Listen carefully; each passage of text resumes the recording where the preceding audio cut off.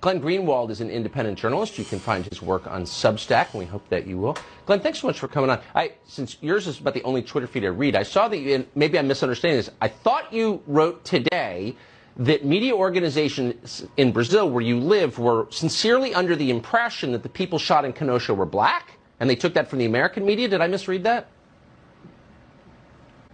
No, you did not. That's not just one. The three biggest news outlets in Brazil, not a year ago, but this week, in covering the trial, explicitly stated that the people Kyle Rittenhouse shot were black, and they had to retract it. It wasn't just them. The Independent in the UK did the same thing. One of the leading Dutch papers did the same thing. Obviously, they're watching the American media that deliberately cultivated this false narrative from the start that he was a white supremacist, and so therefore they assumed that he went there and shot black people, which is what you would do if you were a white supremacist. The media misled not just the American public, but the entire world.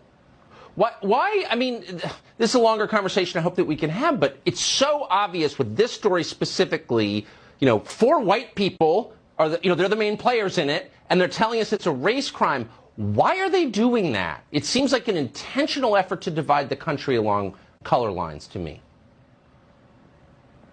It really is the case that the liberal left in the United States has completely lost the capacity to understand any significant events in the world without seeing things through a prism of race. Everything is racist, everything is white nationalist, everything is white supremacist, everyone with whom they disagree is guilty of all those things. So even in a case where on its face race has nothing to do with it, it's a white person who shot three white people, all of whom did some form of aggression against him, they still end up imposing it because it's the only way they can understand the world. And by doing that, they gain a lot of power. They get people to think they're on the right side of history by always agreeing with them.